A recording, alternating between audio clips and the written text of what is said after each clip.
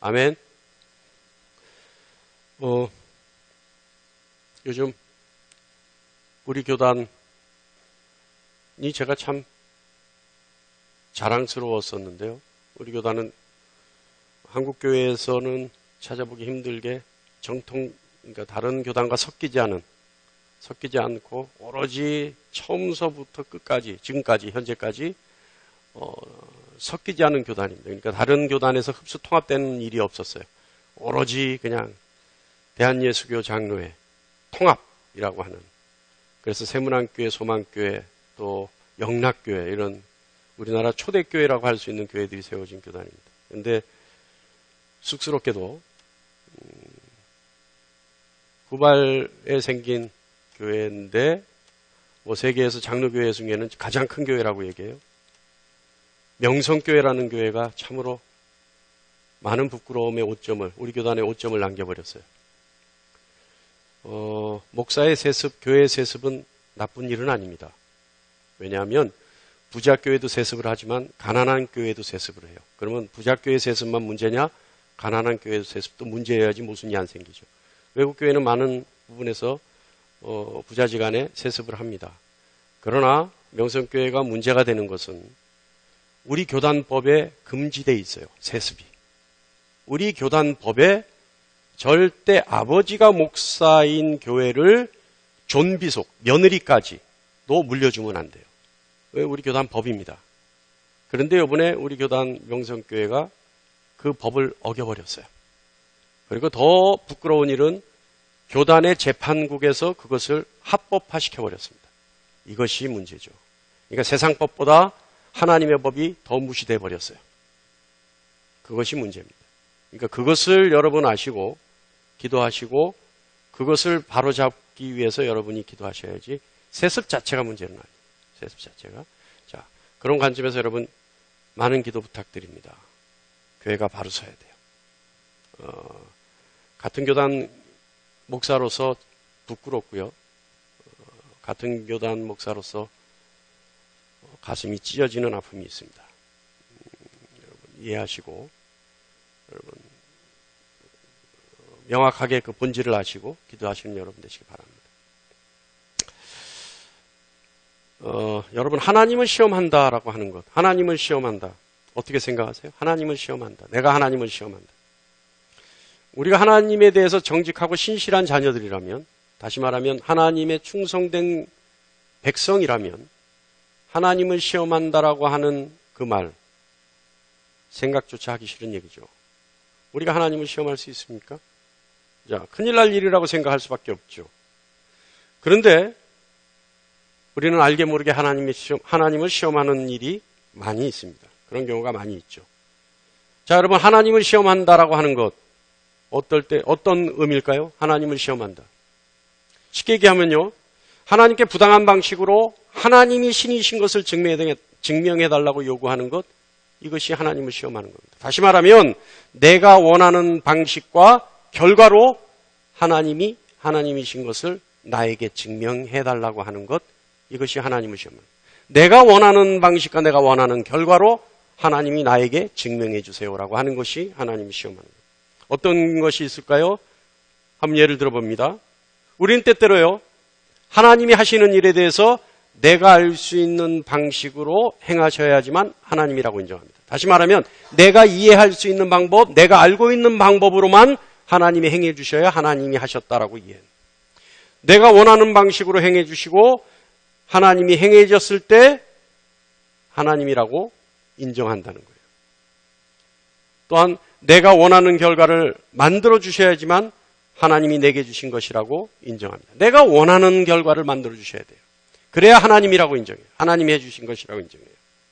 그리고 하나님이 내 마음의 소원을 빠짐없이 알고 계셔야 하고, 내 마음의 소원을 하나도 놓치지 않고 빠짐없이 알고 계셔야 하고, 또 내 마음의 소원대로 하나님이 이루어 주셔야지만 전능하신 하나님이라고 우리는 얘기할 수 있습니다. 그렇게 얘기합니다. 그리고 우리는 때때로요, 우리에게 손에 끼친 사람을 하나님이 적당히 응징해 주셔야 되고, 우리가 생각했을 때 나에게 못쓸 짓을 한 사람을 하나님이 처절하게 복수해 주시기를 원합니다. 하나님은 언제나 내 편이셔야 하고 그래야 나의 하나님으로 인정합니다. 어때요, 여러분? 이것이 이런 우리의 마음과 바람이 하나님을 시험하는 겁니다. 우리의 의지를 하나님의 의지에 복종시키는 것이 아니라 하나님의 의지를 우리의 의지에 복종시키려고 하는 것, 이것이 하나님 시험하는 겁니다. 내 의지를 하나님께 복종시키려 하지 않아요. 내 의지를 꼿꼿이 세우고 지켜서 하나님의 의지를 내 앞에 복종시키려고 해요. 이것이 하나님을 시험하는 거예요. 알라딘의 마실 램프 있죠? 어떻게 해요? 필요할 때 이렇게 비벼서. 램프에서 거인이 나오면 뭐 갖다 달라, 뭐 갖다 달라, 뭐 갖다 달라. 그러면 그 램프의 종은 어떻게 해요? 주인이 원하는 대로 다 갖다 해요. 우리 하나님이 알라딘의 요술 램프와 같은 분이 되기를 원하지는 않을지. 하나님이 나의 기대를 채워주셔야 하고 이루어 주셔야 한다고 우리는 생각합니다. 여러분, 우리의 기도에 한번 귀를 기울여 보세요. 이 시간 우리가 하는 하나님 앞에 하는 기도를 한번 귀 기울여 보죠. 어떤 기도예요? 조금 전에 하나님을 시험하는 것 같은 유형의 기도를 우리는 하지 않나요? 내 뜻을, 내 의지를 하나님의 의지가 내 뜻에, 내 의지에 굴복시켜야 하고, 굴복돼 주셔야 하고, 또 내가 하는 방식으로 하나님이 해결해 주셔야 하고, 내가 원하는 방식으로 하나님이 내 기도를 들어주셔야 하고. 여러분 어떠세요? 모르긴 몰라도요, 여러분의 기도 속에 반드시 하나님을 시험하는 조항들이 섞여 있을 겁니다. 우리는요, 언제나 이런 기도에 익숙해져 있어요. 내 의지를 하나님께 통보하는 기도. 익숙해져 있죠. 우리는요, 내 의지를 하나님께, 내 뜻을 하나님께 통보하는 기도에 익숙해져 있기 때문에 하나님의 말씀에 귀 기울이려 하지 않아요. 기도 중에 하나님이 우리에게 말씀하시는 그 말씀을 기다리려 하지 않아요. 무엇보다 하나님을 시험한다는 의미는 하나님의 약속을 믿으려 하지 않아요. 하나님의 약속에 순종하지 않아요. 또 하나님의 약속을 기다리지도 못하고 언제나 내 뜻대로 합니다. 그러면서도 잘 되기를 바라요. 이것이 하나님을 시험하는 겁니다. 사랑하는 성도 여러분, 기독교는요, 약속의 종교예요. 약속의 종교. 다른 종교는요, 그들이 신이라고 주장하는 대상의 바램과 요구를 들어줘서 그 신을 위로하거나 달래주는 그런 종교죠. 어때요, 여러분? 기독교 외에 다른 종교에 대해서 알고 있는 종교가 있습니까? 뭐예요? 우리 개신교와 로마 카톨릭. 왜 또 한국인들이 가장 많이 믿는 종교가 뭐죠? 불교인가요? 불교는 뭐예요? 불교는 뭐예요? 불교는 뭘 하는 거예요?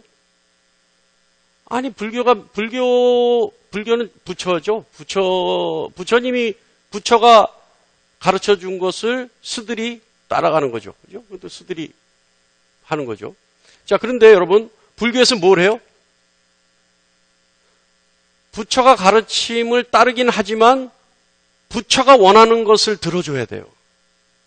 그리고 부처가 원하는 것을, 그들이 신이라고 생각하는 것을 어떻게 해요? 달래주고 요구를 들어줘야 돼요. 그래서 치성을 드려요. 그죠? 우리가 한번 편하게 생각해 보죠. 기독교의 치성이라는 개념에 어떤 예배 형식이 있습니까? 기독교의 치성이라는 형식의 예배 형식이나 기도회 형식이 있나요? 어떻게 생각하세요? 자, 새벽기도 어떠세요? 새벽기도회? 정한수 떠놓고 치성 드렸잖아요, 옛날에. 어머니들이 뭐 했어요? 장독간에 나가서 정한수 떠놓고 치성 드렸잖아요. 달 보면서 했잖아요. 그게 뭐예요? 사실은요, 우리나라의 새벽기도회가 치성 거기서 유래됐어요. 우리 새벽기도회를 만든 분이 누구예요? 처음에 시작하신 분이 누구예요? 예? 장대영 교회 길선주 목사였단 말이에요. 그분은 도교의 도사였어요. 도술 부리는 도교의 도사였어요. 그래서 매일 이 치성, 목욕 제기하고 치성 드리는 거에 익숙해져 있던 분이에요. 근데 그분이 어떻게 해요? 기독교로 넘어와서, 예? 하나님을 만나고 나서 그때부터 뭐예요? 자신이 가지고 있던 몸에 배어 있던 그런 치성의 제도를 기독교에 접목시켰어요. 그런데 우리는 아주 기독교적으로 아름답게 변화시켰죠. 여러분, 저에게 집중하시면 우리 집사님이 많이 아프셔요. 아프셔서 그런 거니까 저에게 집중하시면 됩니다. 그냥 가만 내비두세요, 권사님. 예, 자꾸 그러시니까.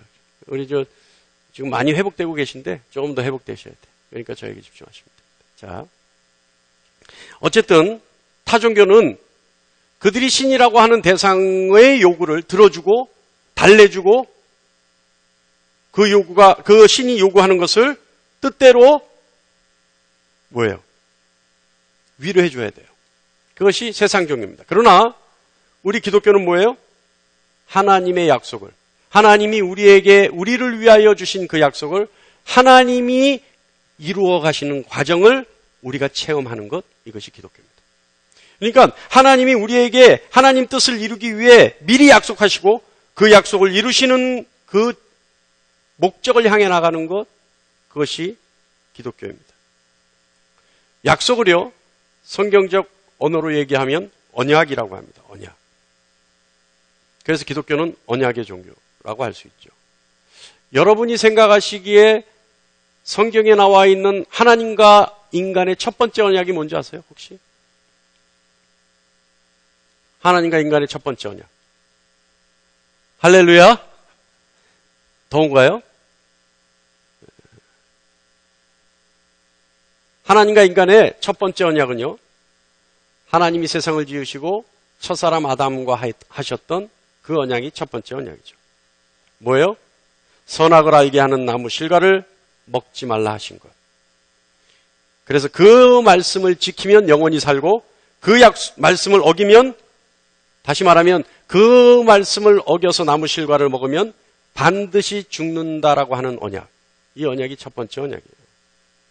그런데 첫사람 아담은 이 언약을 어기고 선악을 알게 하는 나무의 실과를 먹고 말죠. 사실은요, 여러분, 실과에는 의미가 없어요. 그 선악을 알게 하는 나무의 열매에는 의미가 없어요. 그리고 먹지 말라고 하신 명령에도 의미가 없어요. 언약의 관점에서 본다면 언약을 지키면 영생을 얻고 언약을 어기면 반드시 죽는다라는 것에만 중요한 의미가 있어요. 언약의 관점에서 본다면. 그러니까 언약은요, 언약의 관점에서 본다면 나무 실과를 먹고 먹지 않았고 이건 중요하지 않아요. 이해하십니까? 먹지 말라고 하신 그 명령도 중요하지 않아요. 다만 하나님이 아담과 맺으신 언약, 이것을 먹는 날에는 반드시 죽고 이것을 먹지 않고 하나님 명령을 따랐을 때는 영생을 얻는다, 영원히 산다라고 하는 그 언약이 가장 중요해요.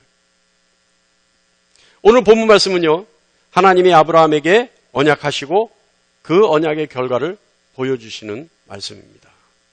자, 1절, 2절부터 1절과 2절 한번 보겠습니다. 1절과 2절 여러분 눈으로 읽으시기 바랍니다. 여호와께서 말씀하신 대로 사라를 돌보셨고 여호와께서 말씀하신 대로 사라에게 행하셨으므로 사라가 임신하고 하나님의 말씀하신 시기가 되어 노년의 아브라함에게 아들을 낳으니. 자, 하나님이 말씀하신 대로 사라를 돌보셨고 하나님이 말씀하신 대로 사라에게 행하셨고 하나님이 말씀하신 대로 아브라함에게 아들을 주셨어요. 자, 하나님 말씀하신 대로라는 것을 하나님 약속대로로 바꿔본다면, 언약대로라고 바꿔본다면 하나님이 약속하신 대로 사라를 돌보셨고 하나님이 약속하신 대로 사라에게 행하셨고 하나님이 약속하신 대로 아브라함의 아들을 얻었어요. 이해하시죠? 하나님이 약속하신 대로 사라를 돌보셨고 하나님이 말씀하신 약속하신 대로 사라에게 행하셨고 하나님이 약속하신 대로 아브라함이 아들을 얻었어요. 그럼 그 약속이 뭡니까? 그 약속이 뭐였어요? 그 약속이 노년의 아브라함이 아들을 갖겠다라고 하는 약속이었어요. 내가 노년의 아브라함에게 아들을 주겠다라고 하는 약속이었어요. 근데 그 약속대로 이루어졌다 이 말이에요. 그럼 그 약속을 언제 하셨어요? 창세기 17장과 18장에 하나님이 약속을 하셨어요. 대강 우리가 한번 복습해 보면요. 창세기 18장 16절로 21절 말씀에 하나님이 아브라함에게 오셔서, 그때는 아브라함이었습니다. 아브라함에게 오셔서 아브라함으로 계명을 해주세요. 이름을 바꿔주셨어요. 그리고 아브라함에게 여러 민족의 아버지가 되게 하겠다라고 약속하셨어요. 그리고 왕들이 내게로부터 나오리라. 이 약속을 하셨어요. 그리고 사례를 사라라고 계명을 하셨어요. 그리고 열국의 어머니가 되게 하겠다. 그리고 사라가 낳는 아들로 말미암아 민족의 여러 왕이 나오겠다. 그때 어떻게 했냐면요. 하나님이 그 약속을 해주실 때 아브라함이 어떻게 했냐면 아브라함이 웃었어요. 왜 웃었냐면 100세 된 사람이 어찌 자식을 낳을까. 그래서 아브라함이 얘기했어요. 이왕에 있는 이스마엘이나 하나님 앞에 살기를 원하나이다. 이렇게 얘기했어요. 그런데 18장에 가서 하나님이 다시 한번 그 약속을 확인하십니다.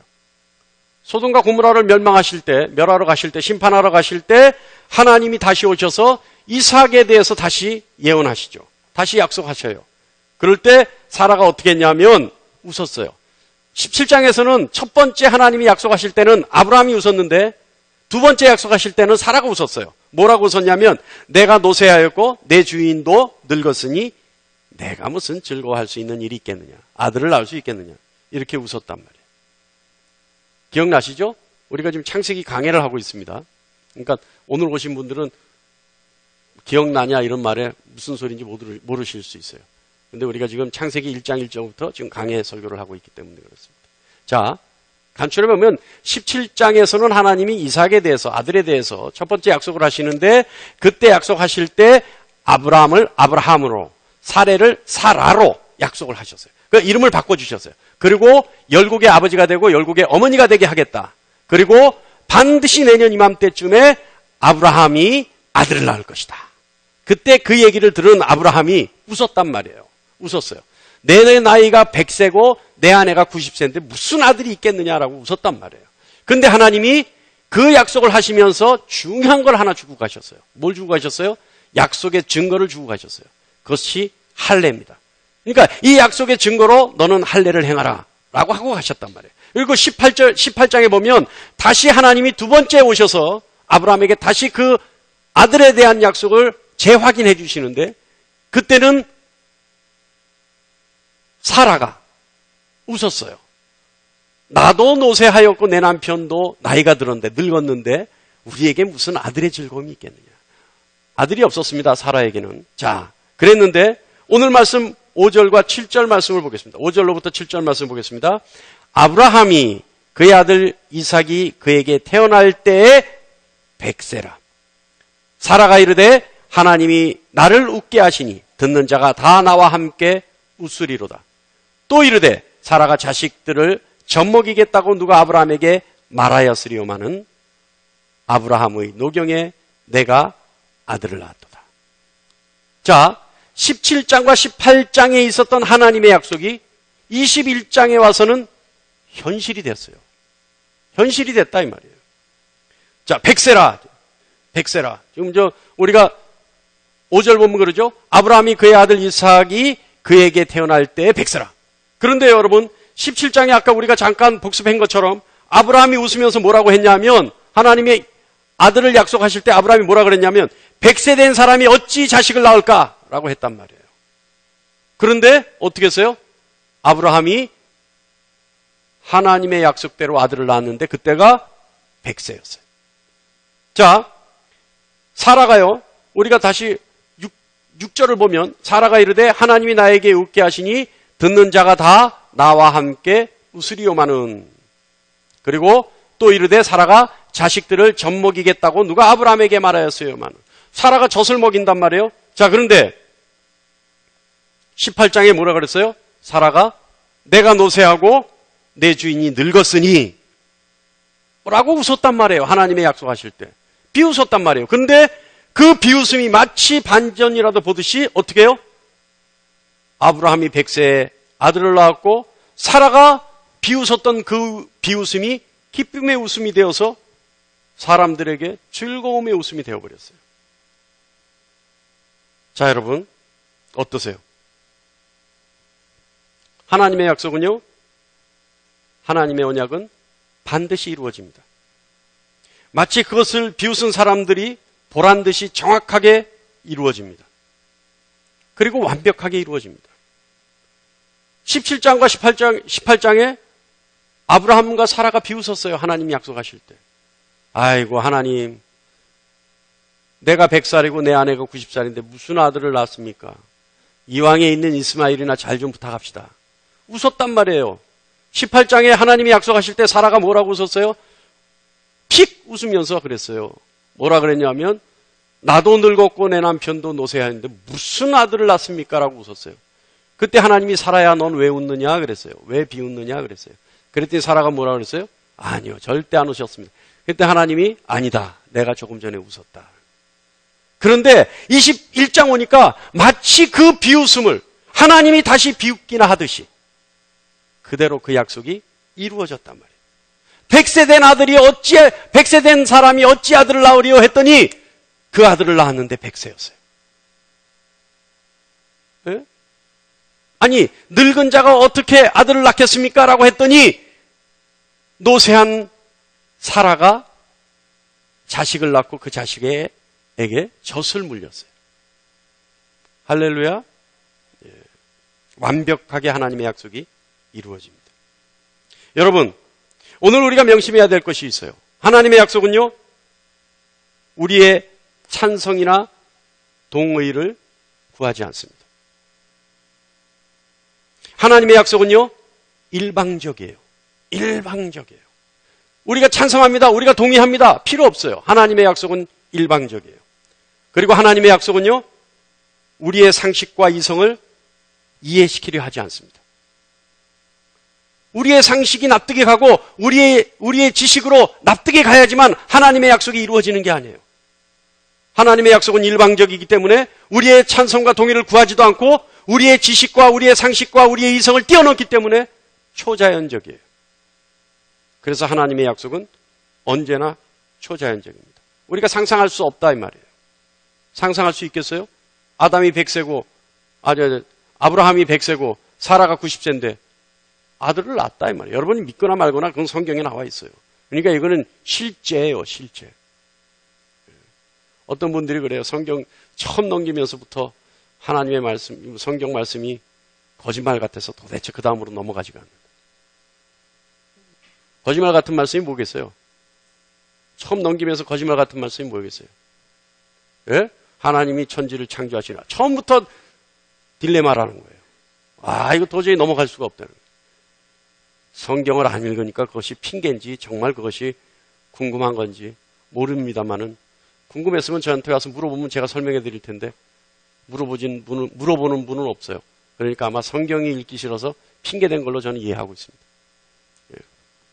자, 여러분, 하나님의 약속은요, 명심하셔야 돼요. 하나님의 약속은요, 여러분의 동의나 여러분의 찬성을 구하지 않습니다. 그래서 하나님은 일방적이에요. 그리고 하나님의 말씀은, 하나님의 약속은 여러분의 이성과 지식을 납득시키려 하지 않아요. 그렇기 때문에 초자연적입니다. 우리가 오늘 본문에서 아브라함을 보면서 우리가 느끼는 것이 또 하나 있어요. 뭐냐 하면 역시 아브라함이라고 인정할 수밖에 없는 아브라함의 믿음이 또 보여요. 뭐냐 하면 3절과 4절 말씀을 보겠습니다. 아브라함이 그에게 태어난 아들 곧 사라가 자기에게 낳은 아들을 이름하여 이삭이라 하였고 그 아들 이삭이 난 지 8일 만에 그가 하나님이 명령하신 대로 할례를 행하였더라. 자, 여러분, 아브라함은 역시 아브라함일 수밖에 없어요. 3절과 4절 읽어보니까 아브라함이 이삭을 낳았고 이름을 이삭이라 하였어요. 그죠? 그리고 하나님이 명령하신 대로 할례를 행하였어요. 17장 12절에 자식을 낳으면 반드시 8일 만에 할례를 행하라 하나님 명령하셨어요. 그런데 할례를 행하라는 것은 누구에게 행하라 하셨냐면 아브라함의 자식뿐만 아니라 아브라함이 돈으로 산 노예나 종이나 그 노예나 종이 자식을 낳아도, 다시 말하면 아브라함의 식솔로 있는 사람들이 자식을 낳았을 때 8일 만에 반드시 할례를 행하라고 명령하셨어요. 그러니까 아브라함의 집에 있는 남자들이 태어나면 8일 만에 할례를 행합니다. 그러니까 아브라함은요, 아마 하나님이 17장과 18장에 그 약속을 하셨을 때 그 이후로도 계속해서 아브라함의 가정에서 아브라함의 그 식솔 중에 자식을 낳았는데 아들을 낳으면 반드시 할례를 행했겠죠. 그러니까 할례를 행하라는 하나님의 말씀, 하나님의 명령은 절대 잊지 않았을 거예요. 그죠? 계속해서 할례를 행했을 거예요. 그러니까 잊을 리가 없죠. 그러니까 아브라함이 이삭을 낳았을 때 할례를 행한 것 극히 당연합니다. 근데 중요한 거는 역시 아브라함이라고 생각할 수밖에 없는 거는 이삭이라고 이름을 지었다는 거예요. 하나님이 이삭이라고 아브라함의 아들을 이삭이라고 이름 지으라는 거 언제 하신 줄 아세요? 17장에 했어요. 내가 아들을 낳으리니 이름을 이삭이라 하라. 17장 19절 말씀이에요. 자, 그런데 여러분 17장 이 말씀을 하나님이 하실 때 아브라함과 사라는 어떻게 했어요? 비웃었어요. 다시 말하면 그때 웃었다는 얘기는 뭘 얘기하는 거냐면 이것이 현실적이지 못하다는 것을 얘기하는 거예요. 절대 이 일은 있을 수 없다라는 것을 얘기하는 거예요. 그죠? 아이고, 설마 내가 아들을 낳겠습니까? 라고 했다는 거예요. 근데 하나님은 그 아들의 이름까지 지어주셨어요. 그런데 여러분 생각해 보세요. 현실적이지 못하다라고 하는 아브라함의 생각이 하나님이 이름을 지어주셨다 하더라도 그 이름을 기억할 수 있겠습니까? 현실적이지 않으니까 바로 잊어버렸겠죠. 그죠? 그런데 아브라함은 어떻게 했어요? 아들을 낳자마자 이름을 이삭이라 했어요. 그러니까 현실적이지 못하다고 비웃었던 그 비웃음 속에서도 아브라함은 하나님의 명령을, 하나님의 약속을 믿었던 거예요. 그러니까 이삭의 이름을 잊지 않았어요. 그러니까 이삭을 낳자마자 이름을 이삭이라 지어준 겁니다. 역시 아브라함 아닙니까? 이와 같은 믿음이 여러분에게도 있기를 간절히 축원합니다. 역시 아브라함은 복받을 만한 사람이에요. 비웃었을지언정 하나님의 말씀은 정확하게 기억하고 있었던 거예요. 그리고 아들을 낳자 이름을 이삭이라 지었어요. 순종이에요. 자, 여러분 우리 찬송가 하나 할까요? 오늘 거기 그 자리는 덥습니까? 더워요? 안 더워요? 안 더워요? 네. 시원해요? 근데 여기는 되게 더워요. 여기 위치가 높잖아요. 여러분 앉아 계신데 저는 서 있잖아요. 더군다나 단이 몇 단 더 있는데 그 위에 서 있으니까 여기는 공기가 무척 뜨겁습니다. 자, 찬송가 하나 할까요? 찬양합니다.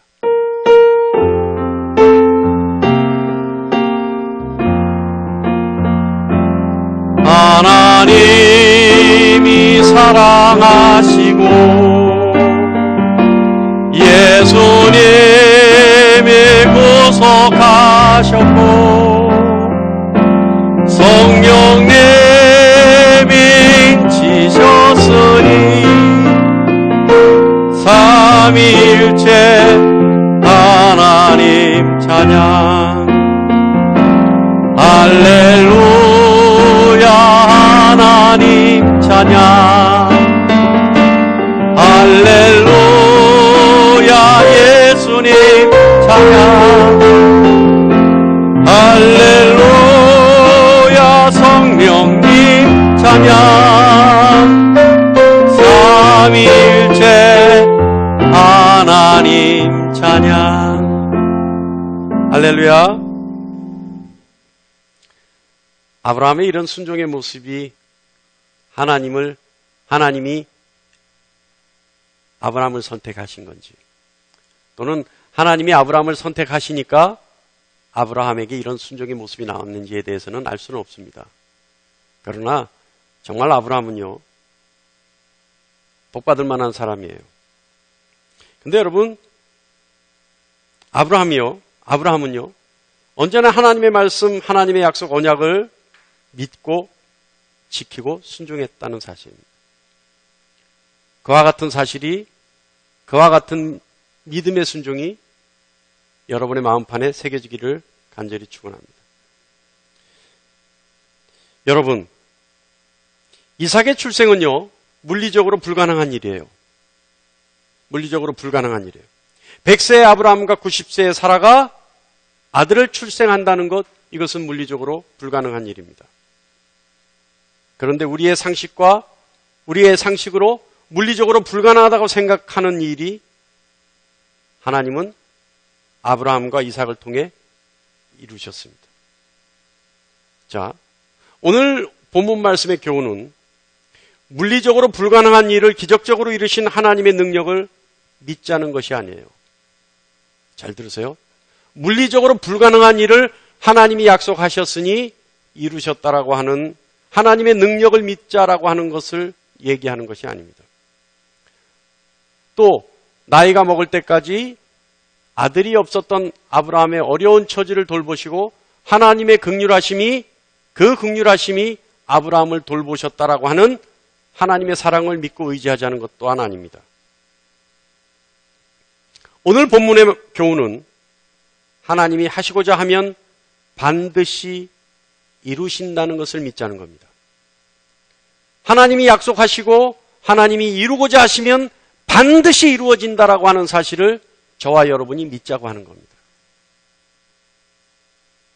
하나님이 약속하시면 하나님이 당신의 약속을 근거로 약속을 이루기 위해 일하신다라고 하는 사실을 믿자는 겁니다.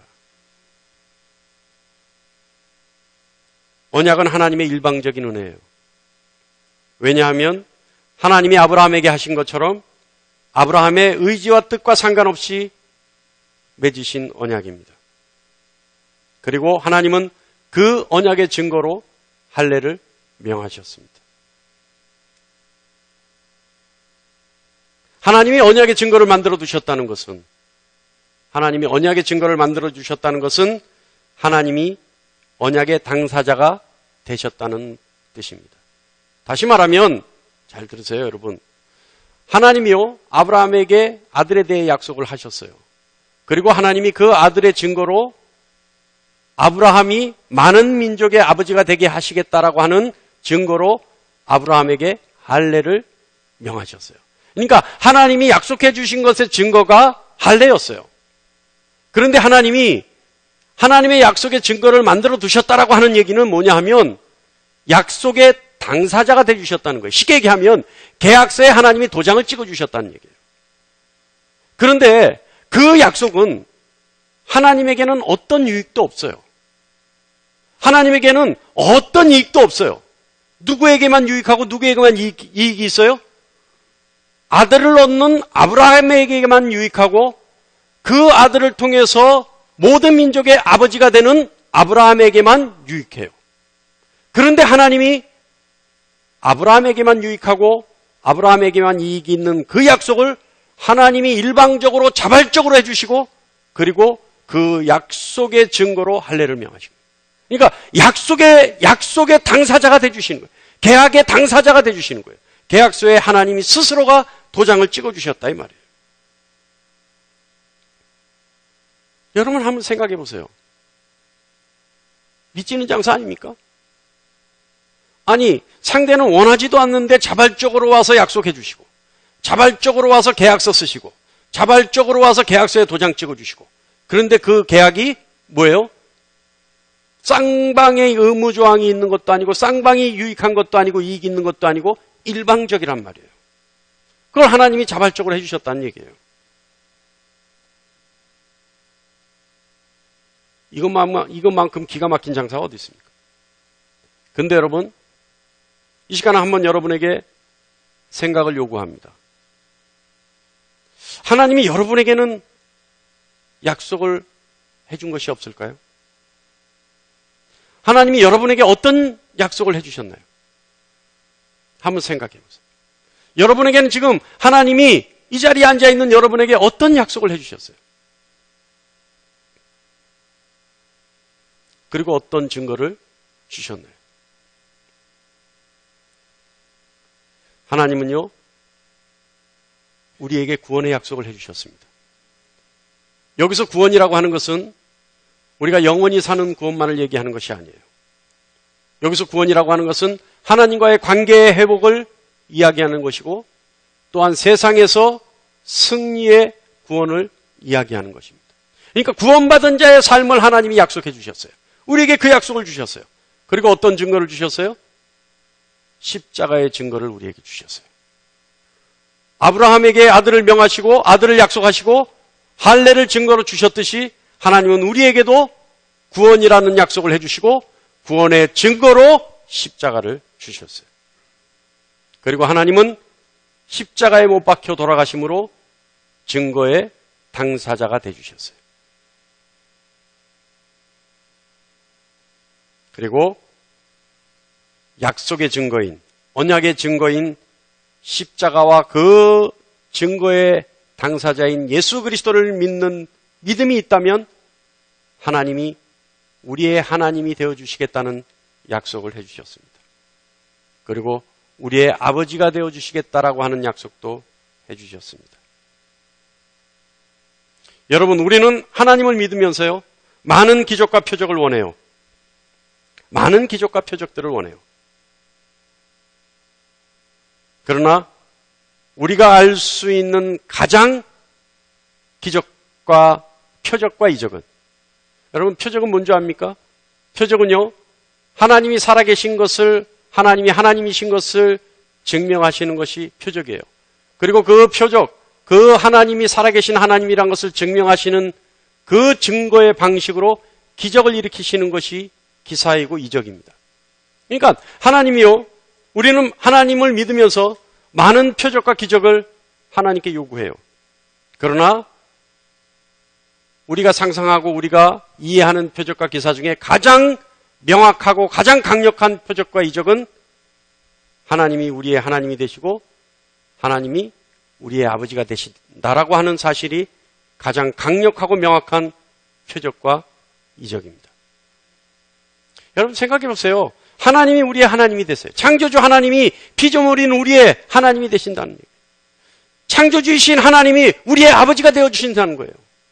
이것이 얼마나 큰 표적이고 이것이 얼마나 큰 기적입니까? 그 사실을 깨닫고 믿는 여러분 되시길 바랍니다.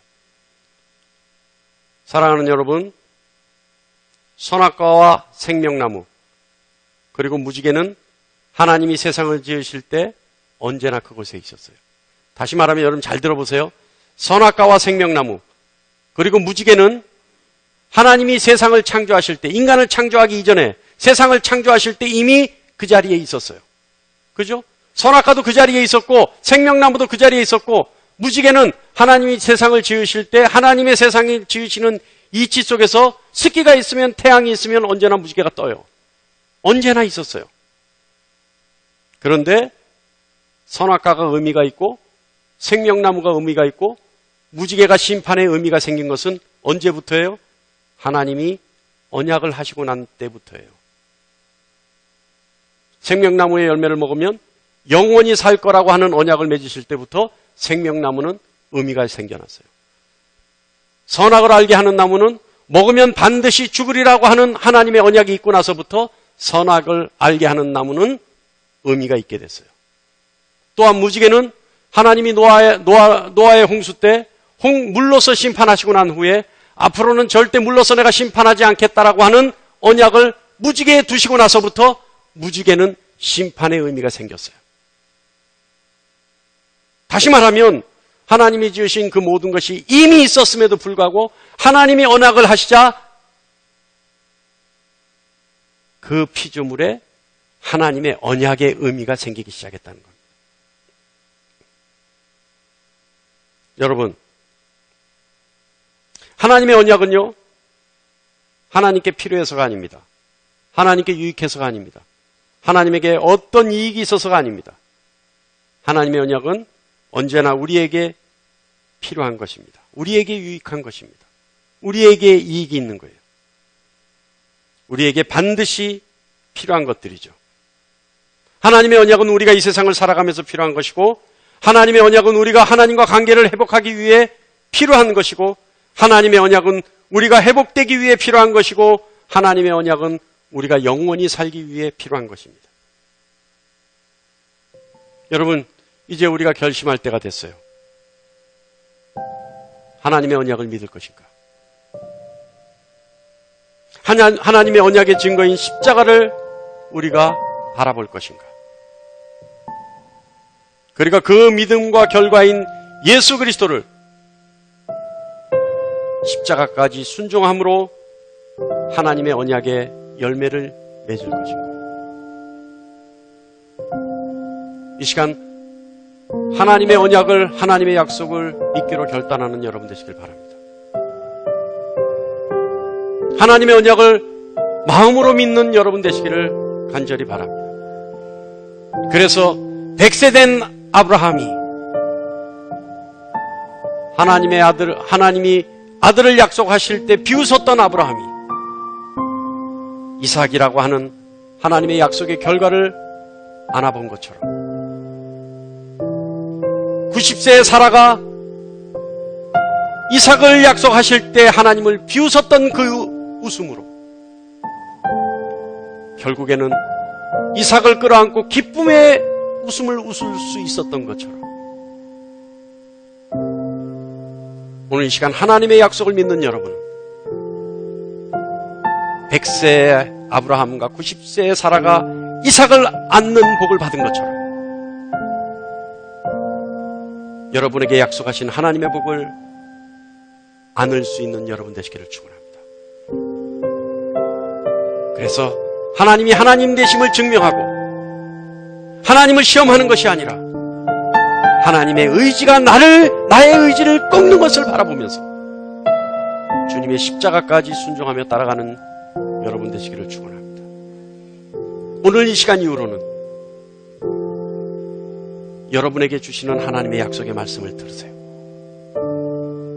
여러분 귓가에 약속하시는 하나님의 음성을 들으세요.